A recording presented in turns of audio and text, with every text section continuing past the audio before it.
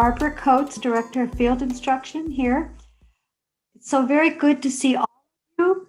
Your resilience, sacrifice, commitment to our students, Field Division staff has been extraordinary. We are witnessing that justice for all is more an illusion than a reality. We are blessed to have all of you as partners. Thank you. Now it is my pleasure and honor to introduce Dr. Henrika McCoy, Associate Professor and Interim Associate Dean for Academic Affairs and Student Services at Jane Addams College of Social Work. Some of we old-timers go back to when Henrika was Director of Admissions and Financial Aid at the college, 2000 to 2004. Professor McCoy's presentation relates more recent events to our nation's past history, entitled Black Lives Matter, and Yes, You Are Racist. The paradigm of the 20th and 21st centuries. This time period is not the first time in our history that we have battled pandemic, okay? While experiencing economic downturn, state-sanctioned violence, and racial terror against Blacks, this presentation shares history and striking parallel is happening today. Henrika calls for white social workers to understand how they benefit from racism. Consider their ethical obligation to change agents. Dr. McCoy's research has been predominantly focused on experiences of young Black males with a history of mental health needs, juvenile delinquency, and experience with trauma. She has studied the violent victimization experience of young African American men.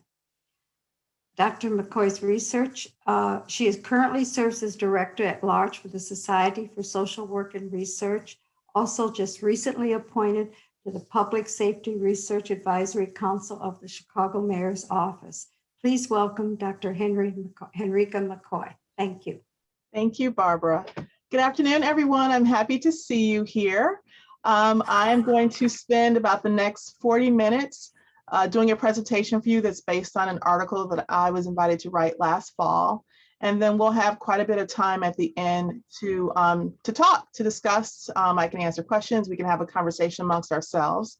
So I'm going to share a slideshow with you, have a brief video clip, and then soon thereafter kind of end the presentation. So I'm going to get my slideshow set up. We will have Q&A, as I mentioned at the end. You'll have the opportunity to put your questions in the chat.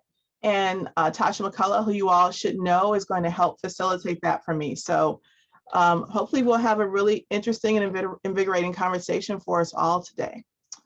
Give me 1 second. Okay, so as I mentioned, this presentation is based on an article that I wrote this past fall. I was invited to write an article for Child and Adolescent Social Work. And it was initially supposed to be about my perception of the experiences of young Black males in our society right now, or last fall, and kind of how that was playing out in the media. And I started writing and ended up writing this instead. So hopefully this will be informative, and hopefully it will also really bring up some real thoughts about kind of what we're seeing, particularly as we now are experiencing on TV, the trial related to the murder of George Floyd. So my goal today is to give you a historical perspective. I'm going to relate that to current events. I'm going to give you some standard definitions that I think sometimes we hear words, but we don't all have common definitions.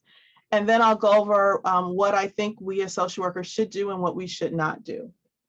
I think it's important that we understand that the first part of 2020 and now into 2021 really should be thought of as a confluence of things that happened in the 20th century. So the Spanish flu, the Red Summer of 1919, the Great Depression, and the Civil Rights Movement.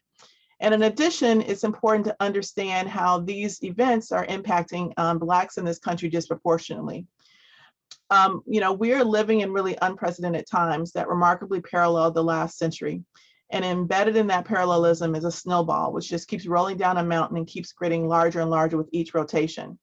And I use that visual imagery because I think it's important to know that this isn't a one-time event. It's something that's continuing to grow as we kind of navigate throughout these two pandemics that we're experiencing.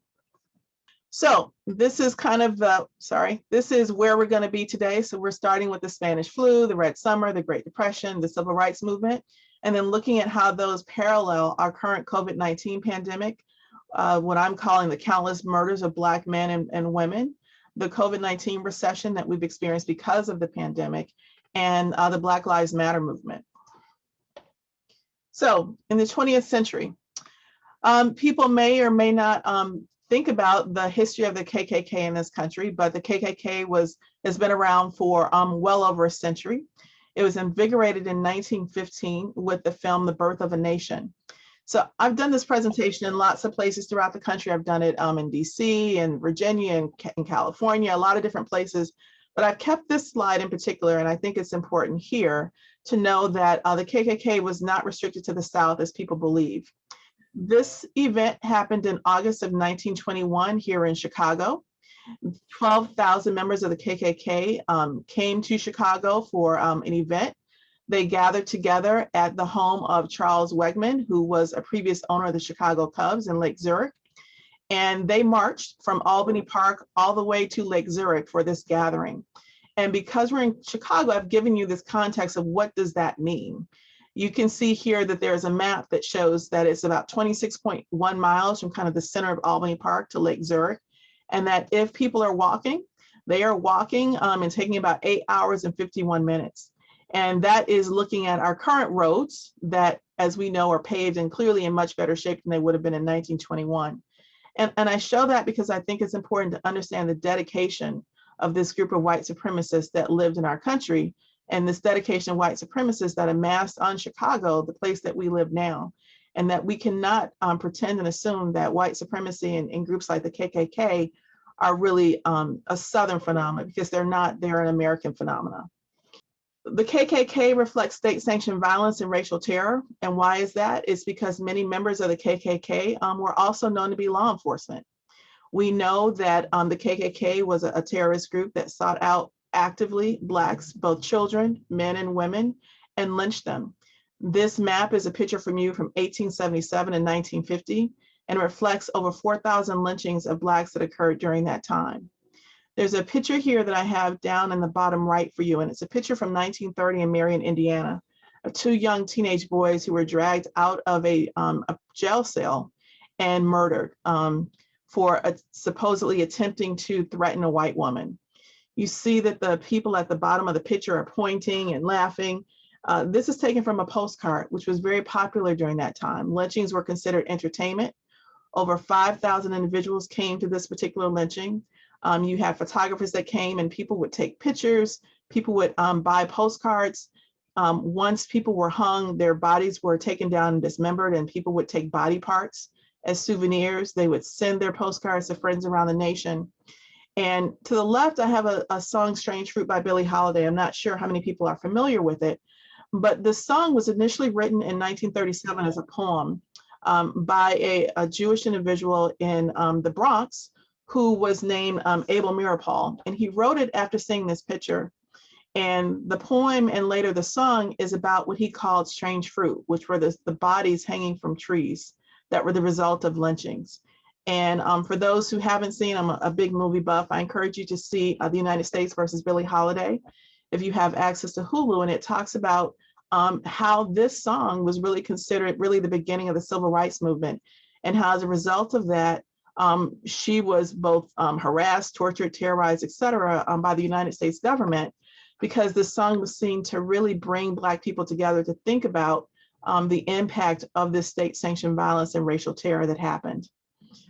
In the middle, I have a picture here of Emmett Till. We're all here in Chicago, so I would think that we all may or should be familiar with him. But Emmett Till was a child who at the age of 14 had gone down south to Mississippi to visit family members and was accused of potentially whistling at a white woman.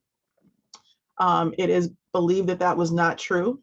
He was dragged out of his relative's home, and he was beaten and mutilated and shot, and his body was sunk into the Tallahatchie River. And later his body was recovered, and his mother had his body brought back to Chicago and had an open casket because she wanted people to know and to see what was done to Blacks and to children on a suspicion of something that might have happened to a white woman that likely didn't happen. And thousands of people from around the country came to this young man's funeral, and that funeral was advertised throughout this country to highlight how Blacks are being terrorized throughout the United States. So all of this was happening. I mentioned that the KKK reinvigorated in 1915. It was reinvigorated after the film, The Birth of a Nation. If you haven't seen it, you can see that on Amazon. And The Birth of a Nation really was a film that was about Black men terrorizing white women. There were no Black men in the film. There were white men in blackface. And the film was screened for many years after it was initially released. We had a screening at the White House where President Wilson said, "It's like writing history with lightning. And my only regret is that it's all so terribly true." So we had the person in the highest nation, the highest office in our nation saying that Black men were actively out terrorizing and traumatizing white women. And so that was the message that was being set forth in our country. So all this was happening just as the Spanish flu was starting. We are living in a pandemic that is similar to the Spanish flu in terms of makeup. So we probably all know more about the Spanish flu than we've ever heard in our entire lives. But Spanish flu happened in 1918. That was the start. It was starting as World War I was ending. It was starting as Black soldiers were returning from the war where they were fighting for the democracy of America, but they were returning to a place that continued to respond to them with Jim Crow laws. They didn't have access to healthcare, to jobs, et cetera. And as people were losing their jobs, they too were no longer employable. They were coming at a time as the Great Migration was also starting. So you had Blacks who were fleeing the South to go north. They were seeking employment because they didn't have it, and they were seeking safety because although there were lynchings in the North, there were fewer lynchings in the North than there were in the South. Blacks were living in segregated housing. They were receiving less than adequate health care to the point that when Blacks died from the Spanish flu, whites refused to even bury them. So the War Department had to send 342 soldiers to the South just to even bury, or throughout the country, just to even bury Blacks who died. So just as we see now, there's disparate health care for African Americans, we saw the same thing during the Spanish flu. So this was happening during lynchings, during the Great Migration. We saw Blacks continue to be treated differently than other people who were living in our country. So at the same time, we had the Red Summer of 1919, and this is another event that has often gone untalked about or not talked about in our country's history. As I mentioned, jobs were being lost due to the Spanish flu. Whites were losing jobs. They were taking the jobs of Blacks. There were occasions where Black people were murdered so that whites could keep their jobs. Just prior to this, in 1917, in East St. Louis, there was a major riot where Blacks were killed, and the National Guard came and stood by and allowed this to happen. And this was kind of the precipitous of the Red Summer of 1919. I have a picture here of Lakeshore Drive. We all are familiar with Lakeshore Drive, and this is at 29th and Lakeshore Drive. And this event precipitated what happened. So a young Black man supposedly crossed the color line in the lake, and that led to rioting and murders of Blacks throughout the city of Chicago. The city of Chicago had been the recipient of many Blacks who were moving north, as we know, and whites in the city were threatened. And this became a reason to kind of riot and to inflict terror amongst Blacks in the city. We know that this violence continued then to spread throughout the country. It extended to Omaha. You see here, there's a picture of a young man, Will Brown, who was murdered and burned at the stake in Omaha. This continued through Knoxville, Houston, DC. And for those of you that are aware of the Tulsa Massacre in 1921, that was all a part of this same experience that was happening throughout the country. So we saw a pandemic, we saw Jim Crow laws, we saw the Great Migration, and we saw the Red Summer happening at the same time. Then we led into the Great Depression of 1929. And most of us should know about the stock market crash in 1929 that changed the unemployment rates in this country. We went from unemployment at 33% in 1931 overall to 50% in 1932. For Blacks, it was even significantly higher. Blacks in Detroit and Philadelphia saw rates at 60%. In Atlanta, and they saw 70%, Memphis 75%, and in Norfolk, Virginia, as high as 80%. And I like to use this picture because I think it's ironic that we have this picture of the great American standard of living. We have a white family, family of four with a dog going across the country in their beautiful car. And underneath that, you see a long line of Blacks standing in line at a food pantry in Louisville, just trying to find a way to eat. And this picture really reflects the difference in the experiences of Blacks and whites throughout the country then, and in many situations, many times throughout the country now. So we then led into the Civil Rights Movement. I mentioned that the song Strange Fruit was considered the beginning of the Civil Rights Movement in theory, and many organizations began to spring about during that time. The Civil Rights Movement of 1950 and 1960s was the first kind of major movement in this country to seek out equal rights for Blacks in this country. We often we hear about how women got rights, but those rights were for white women, not for Black women and not for Black people. Down at the bottom left is a picture of John Lewis, who many of you I'm sure know, who died last year in Bloody Sunday when he was beaten along with others trying to cross the bridge in Selma, Alabama. We have this church blast that killed 4 young girls in Birmingham, Alabama, of which Martin Luther King called one of the most vicious and tragic crimes ever perpetrated against humanity. And you see, even in the state of Maryland, you have white individuals picketing just so that Blacks couldn't share their swimming pool. During this time, we also had the assassinations of JFK, Malcolm X, Martin Luther King, but we saw the birth of the Civil Rights Act in 1964. The act that we know now, our government over the last few years has done quite a bit to try to roll back the gains that were made in that Civil Rights Act. This movement made gains, but we began to see changes with that. With the war on drugs in the 80s, we saw Black home values negatively impacted. So many of the gains that people think happened were almost immediately rolled back throughout our country. So now we've moved to the 21st century. And I just want to point out, I spent so much time on history because I think it's easy for us to forget about history. And it's easy for us to not think about how if we don't understand and remember our history, we're bound to repeat those incidents. And we can see that now in the 21st century. So here in the 21st century, we once again are seeing state-sanctioned violence and racial terror. The Southern Poverty Law Center has identified over 940 hate groups throughout the United States. We can see that there have been over 1,000 instances of police brutality when there have been anti-racism protests. Of course, we can't forget January 6th and the insurrection that happened at the Capitol building that was incited by the president of this country. We see Trump supporters. There's a sign here on Fox News, coming for Blacks and Indians, first welcome to the New World Order. We know that even in anti-violent protests, we had an incident where the president wanted to go and hold the Bible upside down in front of a church. And so those protesters were gassed and cleared away who were protesting as they legally have the right to do. And some were arrested, unlike the insurrection where thousands upon thousands violated the Capitol building, were allowed to walk away. So in one case, there's state-sanctioned violence and racial terror. In another instance, there's state-sanctioned support. On top of that, we're once again living in this pandemic, which we all know because we're sitting at home today watching this on Zoom instead of sitting at the college. But I wanted people to think about that this pandemic is not just COVID-19, there's a pandemic of racism that this country has existed in and has lived on since its creation and since beginning of the time that slaves were brought here in 1619. We know that COVID-19 has wreaked havoc on our country. We know that it disproportionately impacts people of color. As of yesterday, we had over 31 million cases of COVID-19 in this country. We had 564,362 deaths. And I say that number because I want you to think about that we are a year into this pandemic.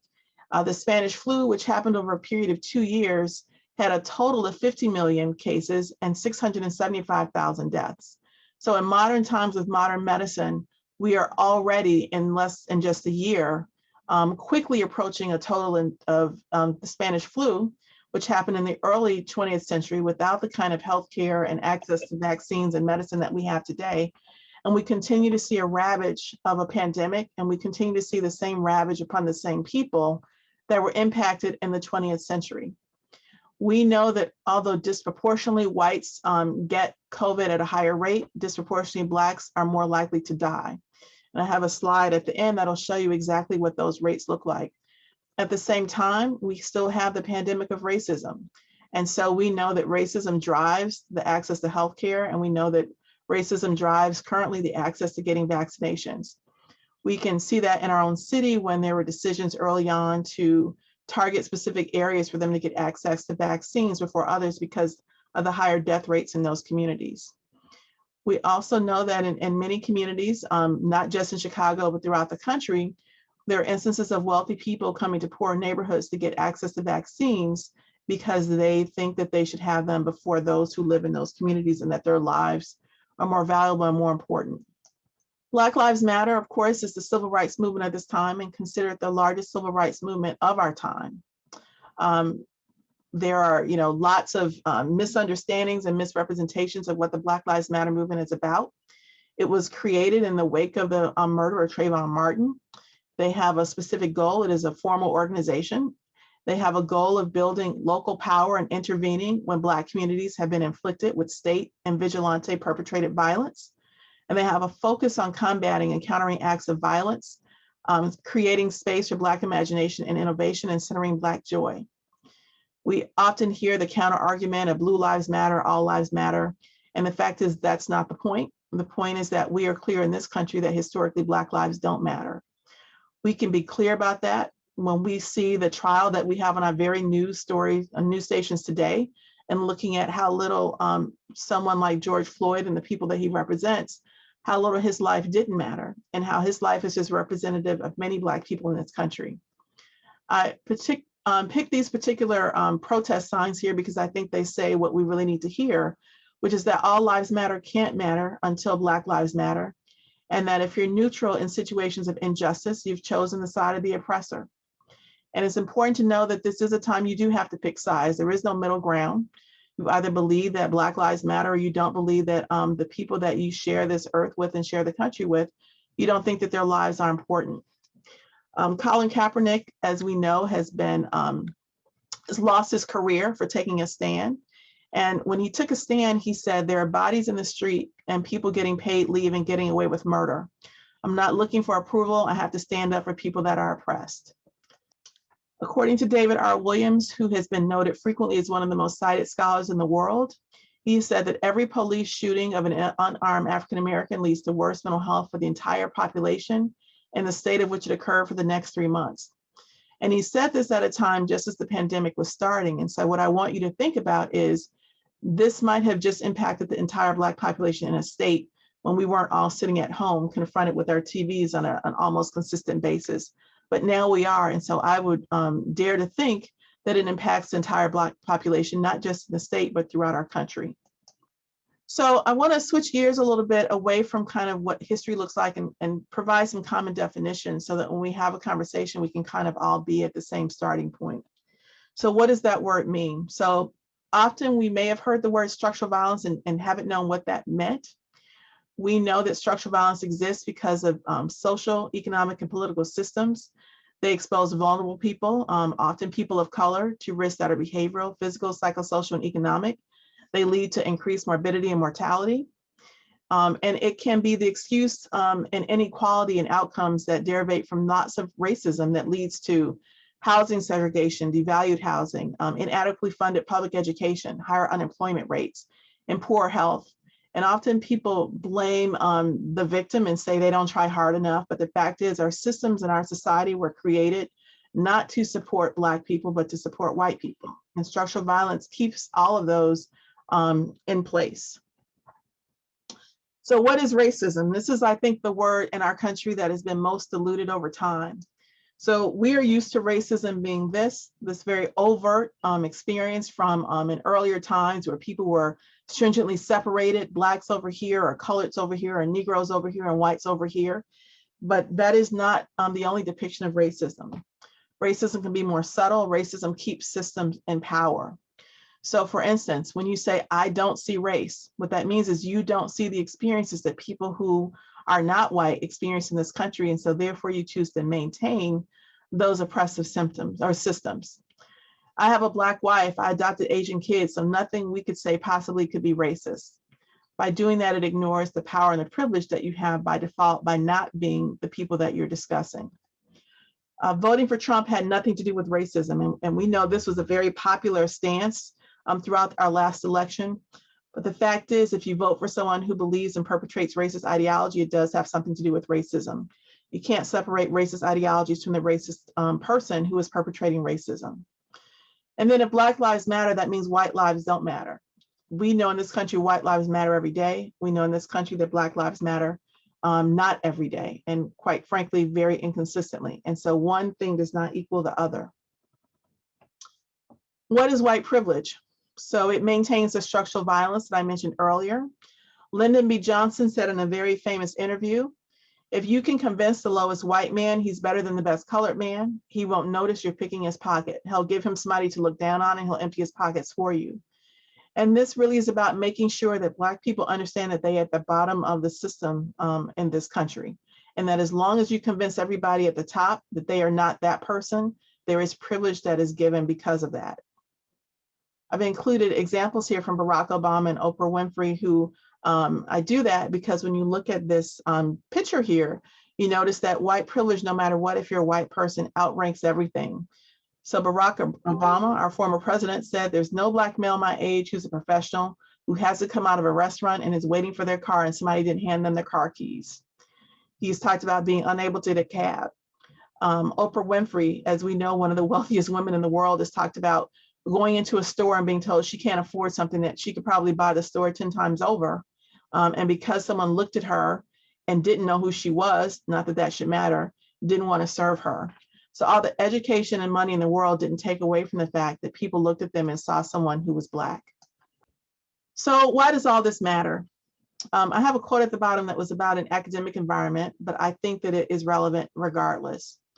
Many Black faculty, as well as staff, graduate students, and undergraduate students are walking around with an incredible amount of racial trauma. And as field instructors, all of you have students that you work with, you have colleagues that you potentially work with, you have people that you interact with. And it's important to understand that they all have racial trauma. And whether you see it or whether they make it visible, when you have to live in a world where you wonder about your safety, you wonder about the safety of those around you, you are traumatized. That's not something that you get to just walk away from and escape. This little boy is saying, why do you hate me? I can't breathe. And this is an example of even what children experience. I have headlines here that are just kind of random headlines that just show kind of really the ridiculous experiences that Blacks can have. Cashing checks or napping or other things, police are called on Black people. Barbecue Becky, we've all heard about that. The man in Central Park that was telling a woman to curb her dog, using the family pool, having children handcuffed and pepper sprayed. These are all things that Black people have to think about that may happen to them or that maybe have happened to someone that they know. And it's for things that they're doing that are not illegal, that if they were somewhere else would be normal behaviors, but because they are Black, lead to engagement with police officers, and in some cases lead to arrest, incarceration, and death. So there is a Black tax. I don't know if people are aware of this term, but I've tried to give you some examples that maybe you can relate to.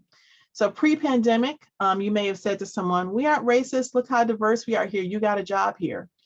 But now in the pandemic and now with all these calls about Black Lives Matter, you may say, we need you to teach us how to be anti-racist. But before, there was a lack of willingness to acknowledge that racism even existed. We're committed to diversity and we tried to hire someone Black, but no one applied for the job. Now we just realized that we only have one Black person. Maybe we should expand where we advertise. Where should you suggest?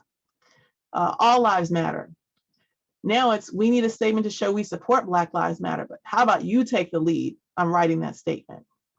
Or you should work with the Black clients. They would feel much more comfortable working with you. And now we need you to work with the Black clients because we want to make sure their concerns or needs are being addressed. And the point of this is to think about how when people were discussing things beforehand, it didn't matter. But in some cases now that there's a larger group of people that are quote unquote woke, there is an acknowledgement of it, but the burden then goes back to the people that are the ones that are experiencing racism in their daily lives. So instead of taking responsibility for doing the work, you put it back on the people that are being impacted in the way that's most negative. And that's definitely not the thing that people should do. So how is COVID-19 kind of related to this? We see that based on the response to COVID-19 and the impact, that there's been a disregard for human life. We know that those who are at increased risk of contraction are those who are often essential and frontline workers, and those workers tend to be disproportionately people that are Black and brown. We know that the housing stock that we have in the city and elsewhere throughout the country that are more likely when it's closer together, segregated, poor stock, are more likely to be people that are Black and brown, less access to adequate health care. And even when you have health care, oftentimes your doctors or your nurses don't take you seriously. Even when you know your symptoms, people don't take you seriously and think that you don't know what you're saying. And all those things lead to an increase of morbidity, so death, and due to the structural violence that I mentioned earlier. We also know as we're increasing our rates of vaccines that there's a less accessibility, and there's an increased blaming of people saying that they have vaccine hesitancy, as opposed to thinking about the countless times that this country has negatively impacted Black people using medical care or not holding medical care, the experiments that have been held that use people of color. And so it's not about vaccine hesitancy, it's about experience and being concerned about not knowing if the government can be trusted. These numbers here about COVID are from Chicago for the last month. And I just wanted to point out that as we know, once again, people of color are disproportionately impacted. And you'll see here that for people that are Black in this country or in this city, although they may not have the highest number of cases, they have the highest number of deaths. And so disproportionately, even 100 years later, Black people are being disproportionately impacted by a pandemic. So all that comes to what should you not do? So as social workers, we get into this field because we are interested in engaging in supporting people. We're engaging in helping people. I remember I was told as a student many, many years ago in my first practice class, the practice instructor stood up and said, "How many of you want to help people?" And we all raised our hands. And she said to us, "Well, that's not why you're here. This is not about saving people. This is not about you. This is about partnering with the clients that come to see you and helping them identify what they need and how they can get it." And so I think that's important. And so what you don't want to do is use the I am colorblind approach. And I mentioned that earlier. It's important that you understand that color and how we perceive color, even though it is a construct that is socially constructed, it impacts everyone's daily life. And so to say I'm colorblind is to ignore the experiences that they have. You don't want to invalidate or require people to prove to you that they experience racism. I guarantee you they're the experts on racism. If you live it and experience it every day, you're the expert. You don't need anyone to tell you what racism is. You also want to make sure that you don't believe that the one or two experiences that you hear represent all Black people's experiences. We are not a monolithic group, despite the fact that we are categorized that way. Interesting enough, in this country, when you look at how you check the box, oftentimes Black people are Black and other groups sometimes get to be different ethnic groups. Black people have different ethnic groups too, but we are all one group. And so there's an assumption we all have the same experience, but we come from different places. We speak different languages. We have different levels of income, different levels of education, and those things can impact our experiences. They may be core experiences, but they're experiences that also differ, and we have to acknowledge that. We don't want to expect a Black person to educate you about racism and how to become anti-racist. And so I'm going to play a clip really quickly. Of course, on YouTube, you've got a few seconds of commercials, but this just fell into my lap last week, and it seemed like the perfect time to show this. So I'm going to stop sharing for 1 second and show you this clip that I think will have you understand exactly what I mean when I say it is important not to expect people to educate you, because that's often the first thing that we do. This is the checkers game where grandson and granddad will bond. This is... I will ask you again, Cheryl. Yes. I've been asking you during the break. I am asking you again, and don't try and cry, because if anyone should be crying, it should be me. This is the situation. Yes. You tell me where you have heard him say, educate me. Tell me when you have heard him say racist things. Educate me. Tell me. It is not the exact words of racism. It's the implication and the reaction to it. To not want to address that because she is a Black woman and to try to dismiss it or to make it seem less than what it is. That's what makes it racist. But right now, I'm talking to a woman who I believe is my friend. And I don't want anybody here to watch this and say that we're attacking you for being racist. And for that, if I articulated, I think it's too late. I think that seed's already sown. But that is. And so I use that example. Some of you may or may not know the context of that, but I use that example because you had someone telling her friend that she wanted her to help people understand how she could defend someone who she believed to show clearly racist behaviors. And instead of the friend responding, she turned it on and she became the victim. She weaponized, I'm upset. Don't be upset with me. You tell me, you explain to me. And that's not the thing that you get to do. You don't get to become the victim when someone is telling you how they've been impacted by a societal systemic issue. So what should you do? You need to learn about white privilege and be aware that you have white privilege. You need to be open to learning and hearing information that makes you uncomfortable without discomfort. You have not allowed yourself to be vulnerable. And I hear this all the time when people talk about going to workshops about anti-racism and what we should do. And it's, we don't want people to be uncomfortable. Yes, you do want people to be uncomfortable. If they're not uncomfortable, they're not dealing with the issues that we're talking about. If you get to be comfortable, you get the luxury that people who live with racism every day don't get to be. You want to ask how you can contribute to change, and you don't want to assume you know what's best right now because you are woke. You know, the new thing now is I'm awake, I'm reading books, I'm doing this, I read White Fragility, etc. It's not that simple. So you have to figure out what is it that you can do. You want to understand structural violence and what it is and why it matters. You want to learn about the role that you play in ongoing pervasive existence of racism and how you benefit from it. You don't want to turn a blind eye to state-sanctioned violence and racial terror. And I'll give an example that's not related to people that are Black. I don't know how many people saw the horrific video of the Filipino woman in New York who was attacked the other day, and the men in the apartment building shut the door and didn't help her. You cannot turn an eye to that kind of terror. It is not okay. It makes you complicit in saying that this kind of violence is okay. And it's important to remember that if you get to learn about this and live it every day, it is a privilege. The people who have to live with this don't get to study about it in a book. They don't get to compartmentalize it and put it aside and say, well, tired of that today, I'm going to go on and look at this other TV show or read this other book for fun. It is their life. And so you don't have the right to minimize it when they tell you how it impacts them. And so finally, I like to end with a couple of things. This is a picture from the cover of a New Yorker magazine in June of 2020. And I think it's a really powerful image because it shows the history of when Blacks were enslaved and brought to this country across the Middle Passage, and ends at this time with the death of George Floyd. And throughout that, you see pictures of Emmett Till and Rosa Parks and a lot of other people, but you see that, you know, Black people have a history in this country that's often minimized, not taught, ignored, changed. When I was a kid in school, you know, you were taught that slaves were happy to do the work. You have somebody like Newt Gingrich and other people saying 1619 Project is racist and critical race theory is anti-American. And I was fortunate that I had parents who were from the South, a mother who was a teacher who taught me better, but not everyone had that fortune. And so I think it's also important though to remember, despite those tragic experiences that we've had in this country, Black people are not victims. So we have survived in this country despite the Middle Passage, enslavement, and the numerous other attempts to make us the footstool that everyone who is not Black or American Indian or Native American, who are survivors of numerous attempts at indigenous erasure in this country, has the privilege of using to reach a ladder so they can climb unfettered and accomplish the American dream.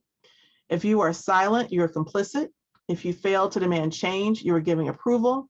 And if you fail to demand justice, just know you are guilty and you are supporting injustice. So if you'd like to read the article, this is it, and we can make that link available to you. I'm going to stop sharing and hopefully we can have a really interesting conversation.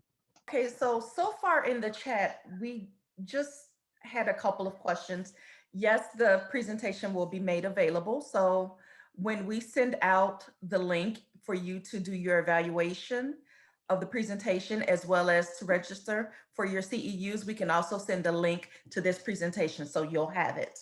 And the only other comment we've had thus far is that the same thing happens to Black women when giving birth. And that was the part of the presentation when you spoke about Blacks going to the emergency room or to the hospital and their symptoms not being credible or believed by the physicians, or that, you know, they don't actually know what's wrong with them. So that's what we have so far.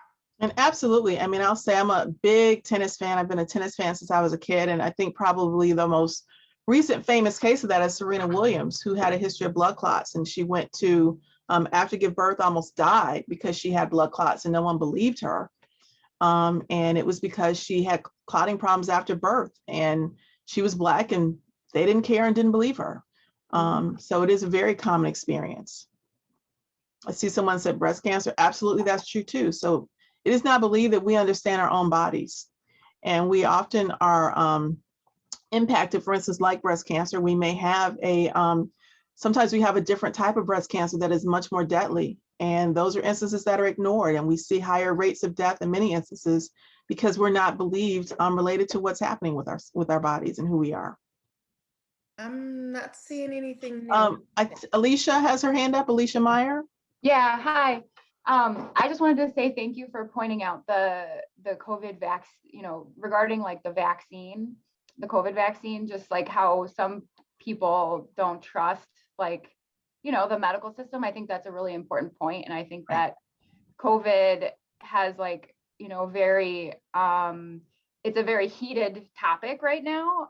And a lot of people, think it's very un-American basically to, not get the vaccine. And there's a lot of pressure and a lot of politics around push for people to get the vaccine. But I think it's important to note that, you see a lot of people saying like, oh, if you don't get the vaccine, that you're uneducated or you're stupid, or, people get really negative and political about it. But I think it's really important to note like the history behind, people's distrust of the medical system, and it is real.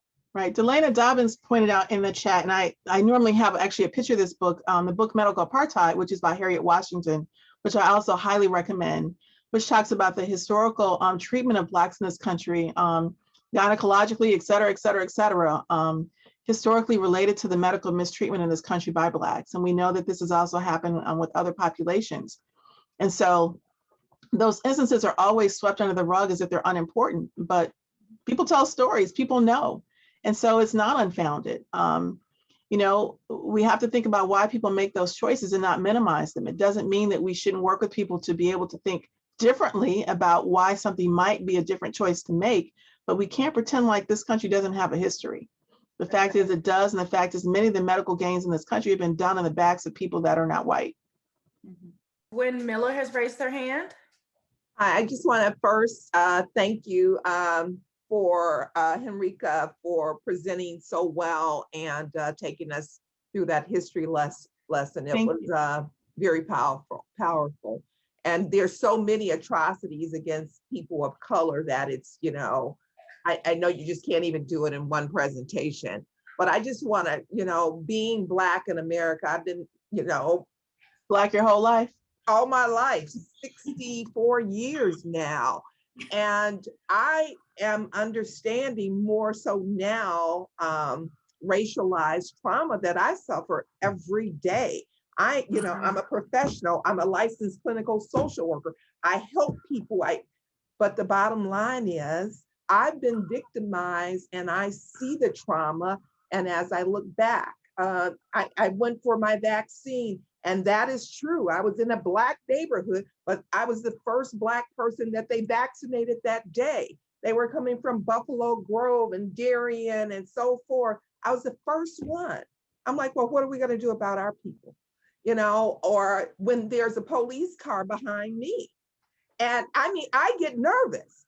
I don't have anything to be nervous about, but it's like I start telling myself, what's the story I'm going to tell this cop when he turns his lights on and I have my 2 grandkids in the car? Or you think, let me not change how I'm driving so then I don't look suspicious, so then he doesn't pull me over? Yes. And this is a daily occurrence in just living in America and just living wild Black, and it's stressful. And I think it is heightened with all of the social injustices that have come to the forefront of society. And it's not okay to ask me how you deal with your racist behavior. That's your work. And I don't think we should be responsible to do other people's work. If they want us to be a part of this society and they truly want some form of change, they got to dig in themselves. So that's what I have to say. And I've had the question, I've done this presentation in different places, and people say, well, then who do you ask? And my response has been, you can ask, but they have a right to say no. Sometimes somebody might be in the mood to have a conversation with you, but if they aren't in the mood, they have a right to say no. But that also doesn't give you the excuse not to ask someone else. So, people often say, well, if they say no, then that means I shouldn't learn. No, it means you should ask someone else, but it also means that they have a right to their own feelings, and their responsibility is not to educate you, but it's certainly your responsibility to be educated. And so I want to make sure people understand that it's still the job, and the work is still on that person, not on the people that you're asking. Yeah, and that's what I mean. It's on you to reach out, to Right. come with thoughtful questions and positions in considering certain situations, and to be open to the answers that you're going to receive, and not shut down or not start to cry or not start to blame the people that it happened to. Right. And that's why the Sharon Osbourne clip for me was so timely, because it was so clearly about her. It was like, oh, don't you cry. And I thought, you've got to be kidding me. Yes. And as she was crying and became the victim, and I was very proud of Cheryl Underwood, because I thought in that moment, I'm not sure that could have been me, because she so calmly continued to respond. And that goes on much longer than the clip that I showed. I used that because of the whole educate me part. But she did such an excellent job of staying calm and saying, no, I'm saying this. I didn't say that. I'm saying this. And that is not always the response you're going to get. But the response that she got is one that is frequent. And so to look at that clip and think about, where do you fall on the spectrum of that behavior and that engagement? Yes. Because that is not the thing that you get to do and then have the right to be angry about. Oh, I just want to say I like your title to this. Oh, thank you. Where it ends up saying, yes, you are racist. And because I've done a lot of work and some workshops and just different things around the country, and I think people need to understand racism is not just about individual behavior. Racism is about what you get to inherit in this society. We live in a country that is based on racism. It was created on racism and is the bedrock of this country. Yes. And the fact that you get to benefit from it means that you are racist. It doesn't mean that you have to engage in racist behaviors. You have a choice there. I would encourage people to read, if you have not read, Isabel Wilkerson's Caste. I think it's a really excellent book that talks about kind of, no matter who you are, if you're Black in this country, you're at the bottom and everybody else gets to be above. And so that is where the racism in this country exists. We have a Bridget. Go ahead.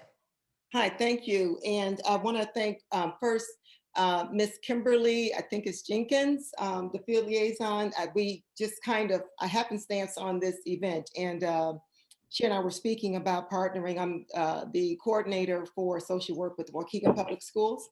And just indirectly, we were talking about a lot of different things. And this presentation came up in the conversation, and so I asked to be able to join. But Dr. McCoy, I can't even express in this moment how grateful I am to you. I did put it in the chat for so beautifully and audaciously stating the truth.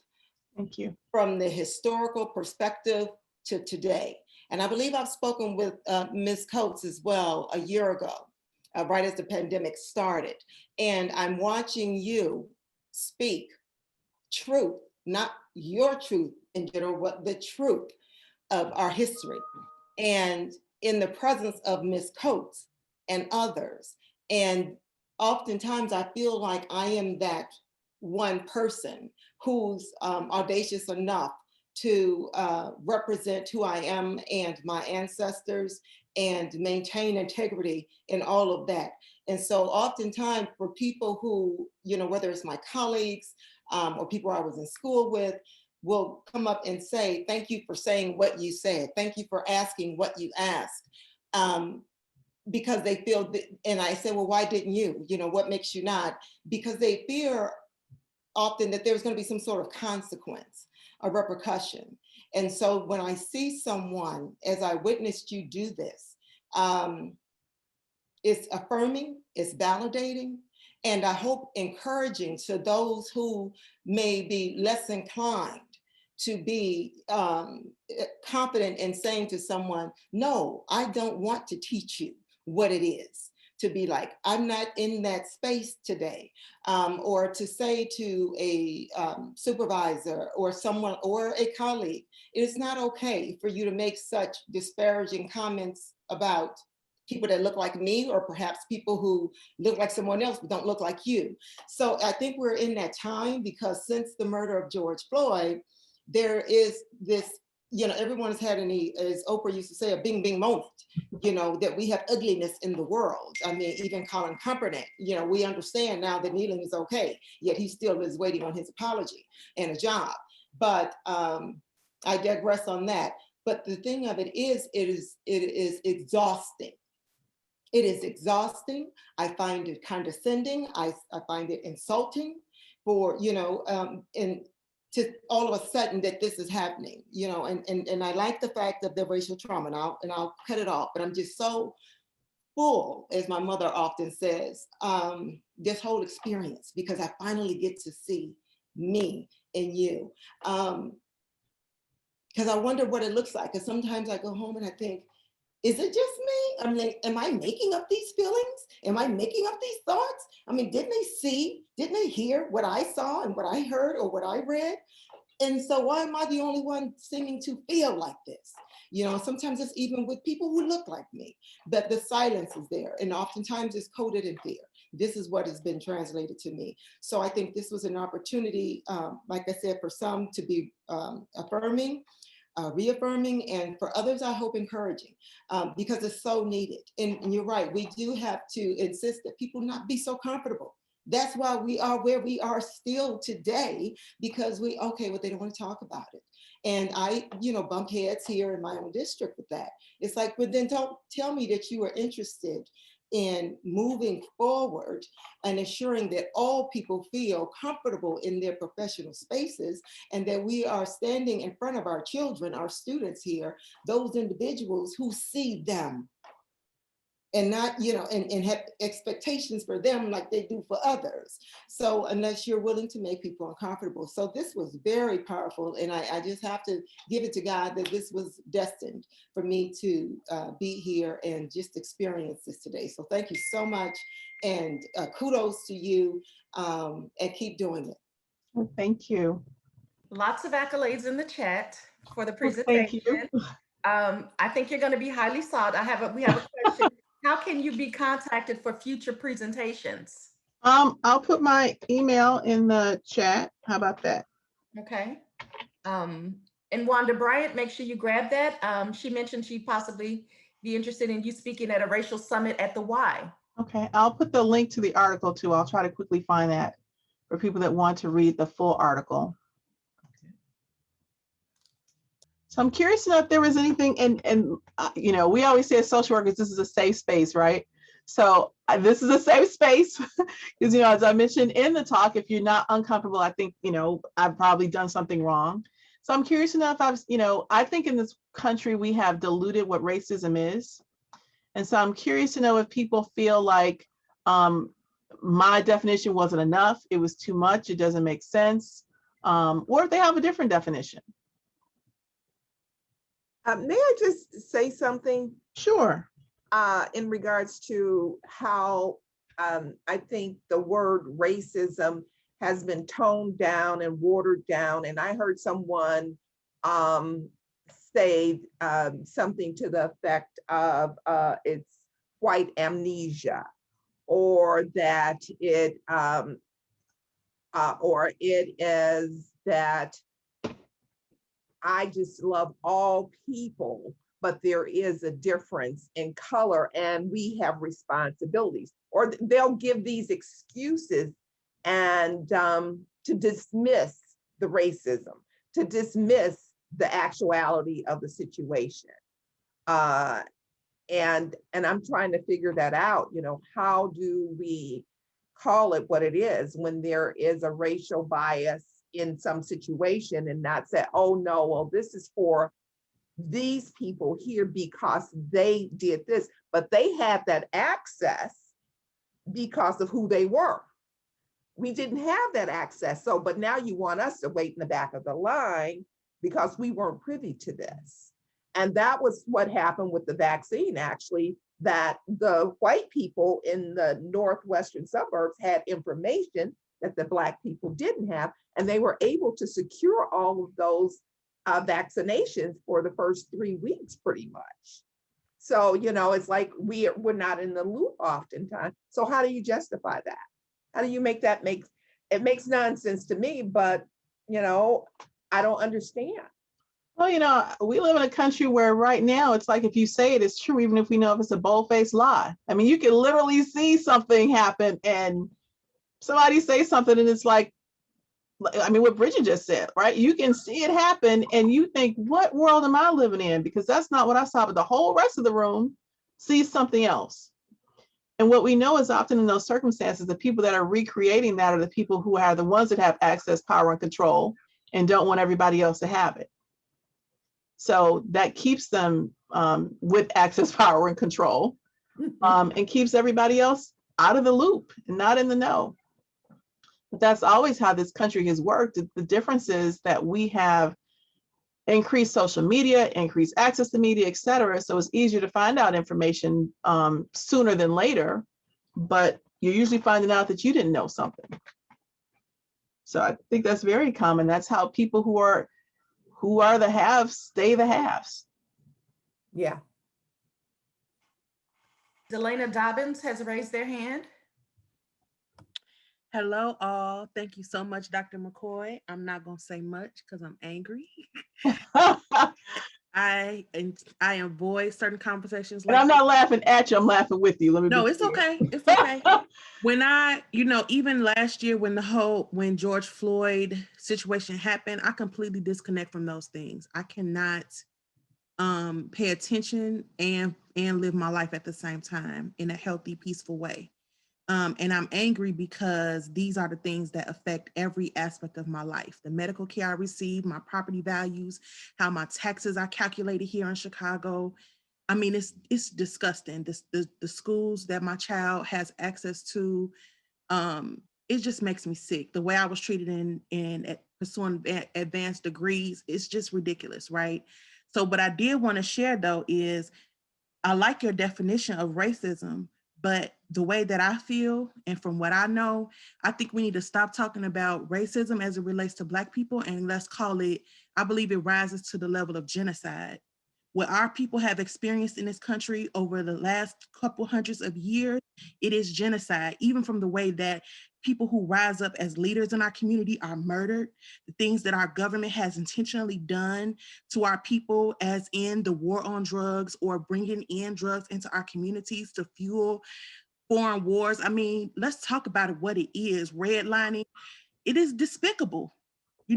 Medical trials on our men, sterilizing our women, it's genocide. And I don't want to talk about racism because a lot of times people try to turn it around and say, because I feel a certain way, that makes me racist.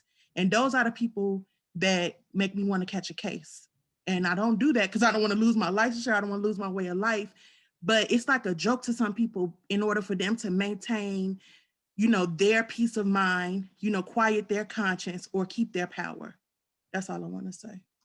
Elena, I appreciate that. I certainly understand what you're saying. And I'll say, I think that I probably continue to use the word racism because I think it's important that people don't get to take away from me what I know to be true, which is that the power that they use is because of the social construct of race that they've made. And so they don't get to tell me that what I see to be true is not true. And that if I looked any other kind of way, I'd be treated differently. So I completely understand and hear what you're saying. And I think in the end, we probably feel very similarly about kind of what those outcomes are. And I think it only takes us to look at the indigenous people in this country to see kind of what the ultimate goal is. And if we don't make changes, what can happen? And, I make a point every time I write this or other articles that are similar to acknowledge people that are Native American and American Indian in this country, because we call slavery the original sin, but there was a sin before that one, and ours followed not too long after. And, there were often cases where they were slaves like us, they were treated like us, and they were pretty much genocide, they were almost eliminated from this country. And so I agree with you completely. And I think however we do it, it's important that we don't let people think that they've gotten away with it. Because I think the ultimate goal is that people want to pretend like it didn't happen, it's not still happening, and there's this interest in changing it. And it only takes looking at things like the new Georgia voting laws, or anything else you want to open, you know. I like you, like I have a friend right now who's looking at the trial on TV. I can't look at it. I'm just not at that point right now, and maybe it's the moment of where I am, but I'm not able to look at more than 2 minutes of it because I too am angry and might catch a case, so I can't do it right now. But it's important that we don't let people not look at it, the people that need to. And it's traumatizing for me. It's interesting. I've been seeing a lot of people say, if you're not able to look at the trial, that's okay. It's traumatizing. And I think that's true and important. And we have to give permission to people to do that. But I'll say my permission is for Black people. And this may sound cruel, but not for anybody else, because I've seen enough of it. Sorry, I have a cat here now. I've seen enough of it. But that's because I have to listen to stories and see stories like that on a consistent basis. For many people, this is the first time that it's ever happened. So I feel perfectly okay to give permission to every Black person in the world to not turn on the TV and look at it and listen to it. I don't need anything on TV to remind me of what I already know to be true. Alicia Meyer has raised her hand. Oh, that was from before. Okay. But I do think you know, throughout this conversation, I keep thinking about gaslighting. And I feel like when people are talking about race, like often the conversation is people try to switch the conversation, just like the clip that you showed, like she was clearly gaslighting her. Absolutely. Like almost like acting like she was being the irrational, you know, one who was getting all emotional when clearly she was being very calm. And I think that that's a central theme among all of this when we talk about racism, is people, you know, they use defensiveness and gaslighting to shut the conversation down. Right. And to become the victim. Right, exactly. And it leads to then those stereotypes that if Cheryl Underwood had gotten loud and angry, all of a sudden she would have been the angry Black woman beating up on the innocent white woman who was just there to do her job and, you know, got picked on. Exactly. And, you know, she tried that in the media by saying they all set her up. And it didn't turn out that way. You know, Cheryl Underwood didn't fall into that trap, but that's a trap that so often we fall into because it is emotional. It is angering. It is upsetting. And then people act like you don't have a right to have those feelings and emotions. Right. Yeah. And I think it happens a lot too, like between the sexes, like from men to women, right? Like you don't want to be this irrational woman, but it also, like, women do it to each other too. So I think that was a really good example. Yeah, absolutely. Okay, we have a question in the chat, and the question is from Ruth. Could you offer a distinction between white supremacy and racism? Is there a useful distinction? I think white supremacy is a tool of racism, right? So racism is the construct that we have in this country that has allowed everybody who is, and white supremacy is a tool that keeps that in play. So white supremacy is the tool that allows the KKK to exist, that allows people in law enforcement to be a part of these different groups that engaged in the insurrection at the Capitol. Those are white supremacist attitudes. So they are different, but they are related to each other. Racism is the bedrock of where this country was created and founded. You know, racism is what allowed people to come here and to try to erase indigenous populations here and allow people to bring people here and enslave them. But white supremacy is the tool that allowed people to continue to maintain those structures. So is there a useful distinction? My answer is yes. Racism is about who we are, and white supremacy is a tool to keep it in play. I've been listening to the comments and I appreciate your presentations.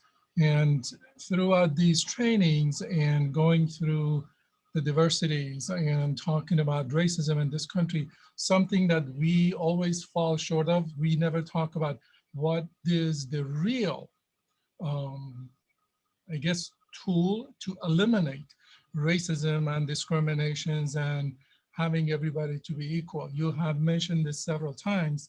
This country was founded based on racism. As long as we put statues of people and we treat them like gods, we are not going to eliminate racism. And history is part of what we do. And we have to talk about history. The first few presidents of this country They were slave owners. They have plantations. They were selected. We celebrate their birthdays. We don't want to talk about that. Unless we talk about it and make people feel uncomfortable, it is okay to feel uncomfortable. It is okay to feel pain. Unless we change the Constitution, nothing is going to change in this country. It hasn't changed. We try and try and try, nothing has changed. The Constitution said all men were created equal. They were talking about white men, nobody else. Unless we go back and discuss those things and really address the institutional violence that's been really the disease in this country, we are going to deal with this for another millennium. I mean, since the creation of this country, this has not changed.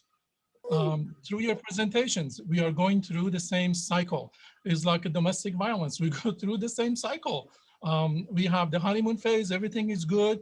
We go through the nice phase, everything is good. And then we go back to the violence again. So I think we need to talk about history. We need to talk about constantly bringing up the pain that people of color, especially Black people, have endured in this country. Nothing is going to change. And ultimately, we have to elect officials to change the Constitution, to really say everyone is equal, not just one part of the population. Thanks, Ahmad. I agree with you completely, which is why I start this with history. And, I could have gone, even farther back, but, we do live in a world that thinks history is irrelevant and buries it. And if we don't learn it and know it, we're always bound to repeat it. I mean, we know that just as individuals with our own personal relationships, that if you don't deal with whatever that demon is, it's going to come right back in the next relationship. So I agree with you completely. It's a matter of everyone agreeing with that and not accepting small changes. I listen to a podcast. I listen to often the nightly news in the morning on a podcast and the show called The Daily. And Nicole Hannah-Jones is always being quoted for some other podcast that I don't listen to. And she always says something about we can't focus on the incremental change that Black people have had in this country. And it's so very true. People get incremental change and think that that's the thing that we should be happy for. And that's not sufficient. We need broad-based change. We need consistent change, and we need to not let up. But I'm not sure exactly what it takes for us to get there. But I agree with you completely that if we don't understand history, if we don't deal with history, if we don't think about why and how this country was founded and change that, I'm not sure where we are going to end up. So I agree. All that to say that I agree with you. Yeah, thank you. And I think that's part of the discussion that I have with my students. We have to be real. This is the reality. You look at yourself in the mirror, how you feel about yourself, and unless you know who you are, unless you really believe what you are, and unless you go back to history, we are our history. I am part of my ancestors, and I can't change that. I have to accept that, and I have to accept the good, the ugly, and the bad, and to move forward. And I think the history has to be part of every educational system, whether it is in treatment, whether it is in just education, or whatever it is. We have to really embrace that. And I don't think we have embraced it.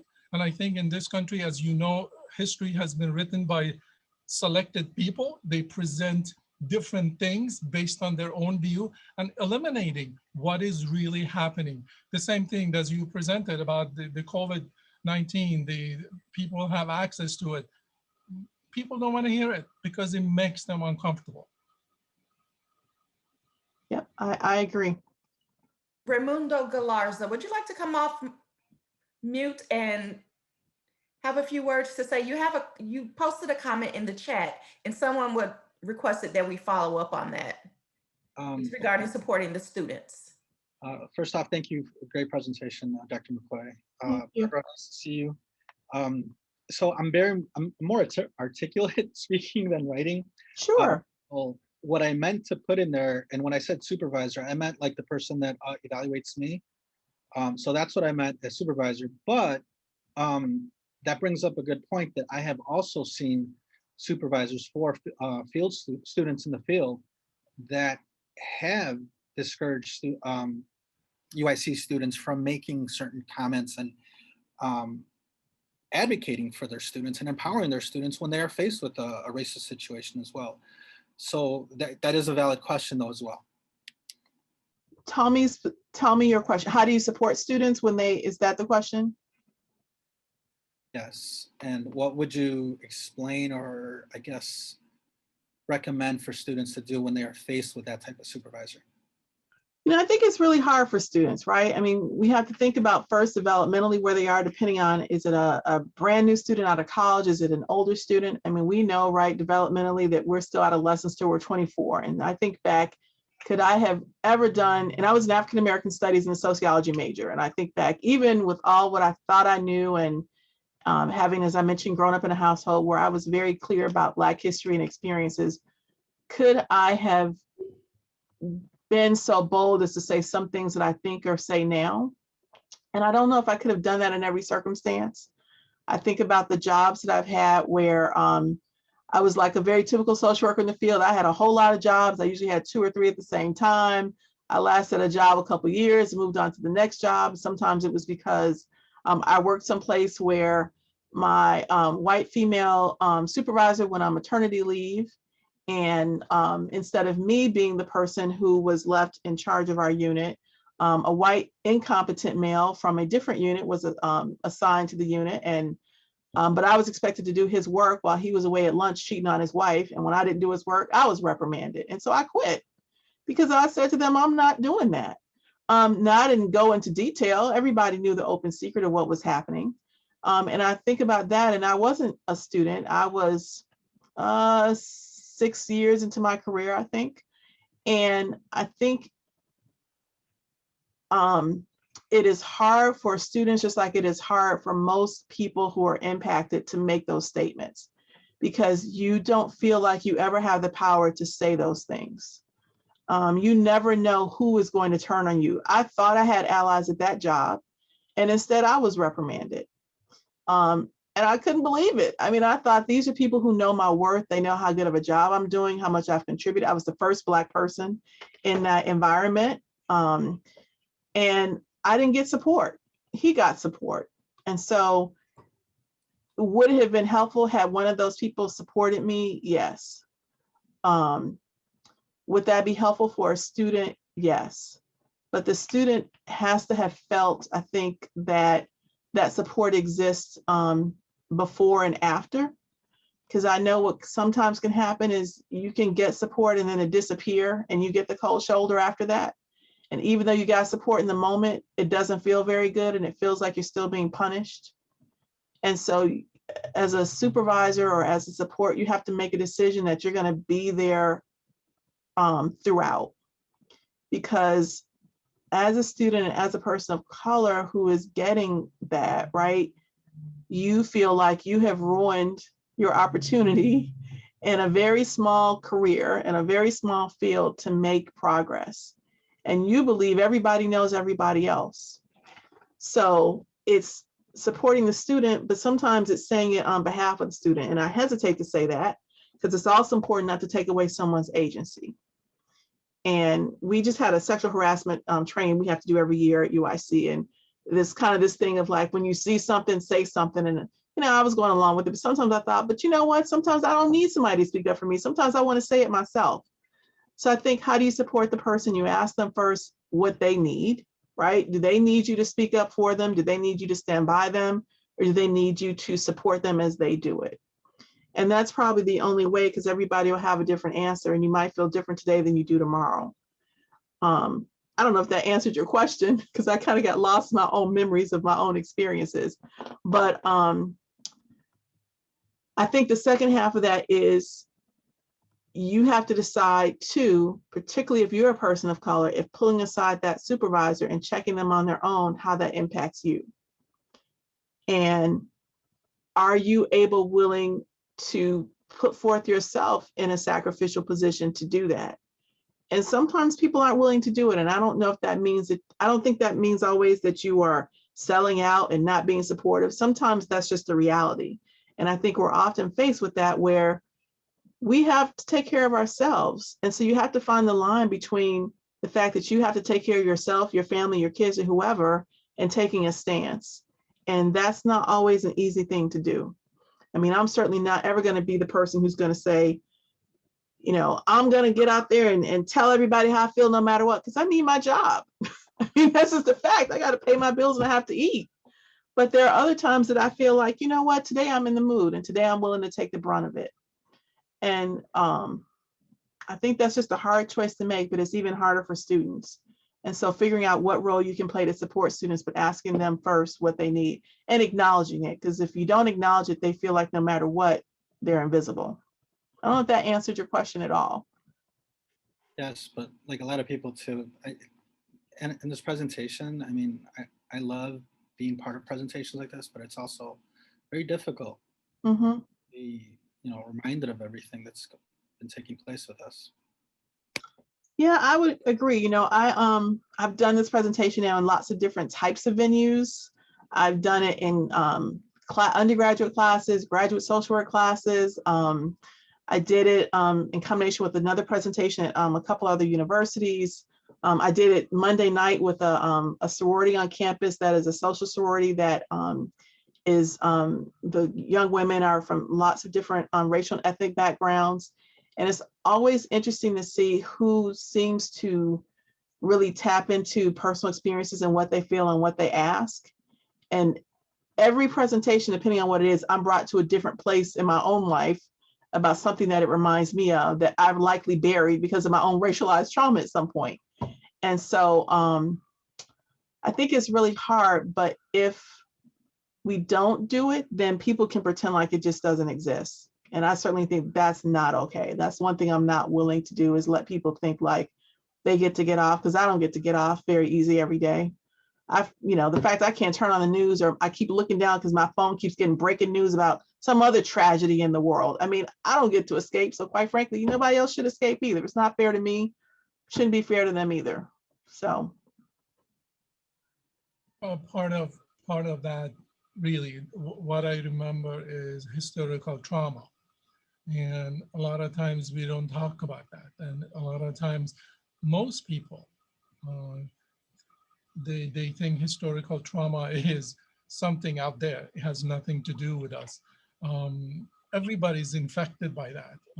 We are not only infected by, we're impacted by the historical trauma. When you, like you said, I don't watch the news because it is painful for me to watch the news every single day.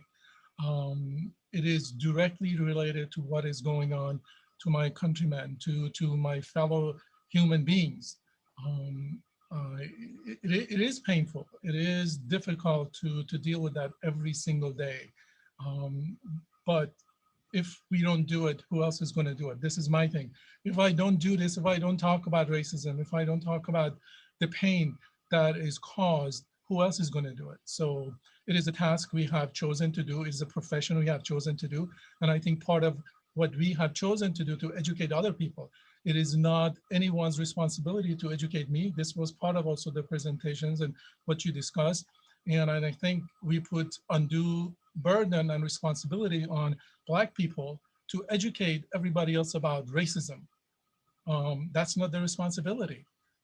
It is my responsibility as an individual to learn how I'm impacting people around me and how I'm treating them. Right. And I'll say, another thing that I shared with some of the social work students when I've talked about this is that, we're in I love being a social worker. I'll start there. I didn't go to school and college to be a social worker. I went to be an accountant and did lots of volunteer work and ended up taking a social work class and found the thing that I wanted to do with the rest of my life and believe in the values of social work. I think that I am lucky that I get to be a social worker. But I will say one of the things that often disheartens me as a social worker is that I think that often we believe we are above the fray of all of this. And that's not true. And that's the thing that disheartens me on a regular basis, that we often think because we've made this choice of being selfless in many ways that we don't have work to do. And in some ways we have more work to do than anyone, because we really should be the ones holding up the mantle to everyone else about how we should respond in the world. And we should be the ones that are guiding force. One of the things that has often frustrated me is that as social workers, we always feel to me like we're in the midst of an identity crisis. We're always looking at somebody else to see what they're doing. Oh, the medical people believe in evidence-based practice. Let's do that. Or when we're researchers, oh, if we're only doing quantitative work, we're taken seriously. If we do qualitative and listen to people's narratives, then we're not good enough. We always seem to have an identity crisis. And I think that's one of the biggest problems, that we don't always feel good about the choice that we made. And a part of that is the one thing we try to hold on to is the one thing we should work the hardest at, which is being better and better and better. You know, we're supposed to be committed to accomplishing social and racial and economic and political and all those other kinds of justices. But we can't do that if we don't look in the mirror and see how are we contributing to the problem. And until we do that, we can't be better than everybody else. In some ways, we're kind of the ones committing the biggest offense, because we have the nerve to say we're doing something we're not doing. So we every single day should be looking to be better, to learn more, to do better. You know, I mean, I haven't worked in the field in a long time, and now I get the fortune of working with students and doing research and, you know, seeing people in a different way than as my clients. But historically, I've taught our multicultural class, and I have said to those students every year when I've taught the class, I'm in front of you not because I'm the expert, but because I've done this. I do this every year. But I'm a student in this class too. And I get to come to you because I've heard perhaps more experiences, but it's only through us learning together do I get to be better. And I think sometimes we forget that. And so this presentation, and part of that is learning and remembering and figuring out what don't we know, what do we need to know, and what do our clients experience so that we can be better social workers. Because if they're coming to us because we are supposed to be there partnering with them and advocating with them and helping them access what it is that they need. But if we have our own hidden thoughts and beliefs, they're going to pick up on that, and they're not going to give us the trust and support that we need to do better. So I don't know. I always think as social workers, we should be better. And part of that is this. And if we don't understand that, then we are already out the gate doing something wrong. Can I say something to what you just said, Dr. McCoy, about the social work piece? And I'm sitting here and I'm thinking about that because I have a staff of about 40 social workers, school social workers in the district. And I know the one-on-one attention that I've had to provide to a very, very small group. And so when you said that, because I was thinking it, I'm like, we need to go beyond that, because we need to be aware, because sometimes there's this cloak, you know, of certain fields, you know, say social work, then we're like, you know, the saints or something. And that's not what it is. Sometimes those who are revered or seen a certain way can do the most harm because they are so intimately involved in children and families. So, but awakening for me, and I haven't provided direct service in 6 years now as in doing administrative work, but I went to Washington, D.C. a few years ago for the National Social Work Convention. And one of the evenings they had the movie on Reese Taylor. If you all don't know who Reese Taylor is, she's a Black woman in 1944 that was raped by 6 white men. And I knew about it just vaguely, but I didn't know it in depth. And when I watched the movie, which was, and she was a married woman at that. So I watched the movie, and after, there must have been maybe 400 or 500 social workers in this ballroom. It broke me down to my core when there was a Q&A and a discussion afterwards. And again, this is the NASW National Convention in DC. And some of the people, men and women, all different races, went up to the mic and they spoke. And I cried like a baby. And I spoke out and I shared why I was so hurt. Because I said, you all are social workers. And yet you have zero empathy for that woman. Forget that she was Black.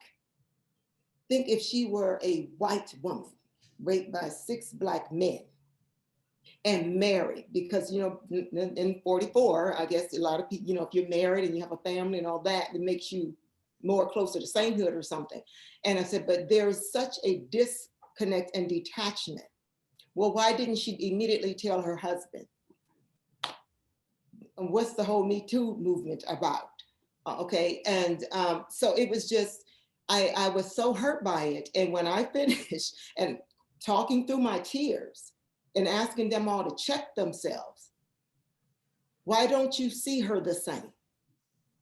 You don't see beyond her blackness, but yet you have Black clients, I'm sure, or other races that don't look like you. And so if you are not able to feel something, then I shudder to think what you're doing with your clients. So you're saying that is so on point, because I could not believe it. And so then there were others who had spoken earlier and who then they were crying, male and female, and apologizing, but I don't need it because I'm okay. But maybe you need to apologize to your clients or those you serve and do some real work. So I think that, yes, we need to really check ourselves, because, you know, anytime you can see something, say like a George Floyd, or see like a Trayvon Martin, which I think turned the clock on for me and being racially traumatized, which Trayvon Martin, maybe because I'm the mother of 2 sons.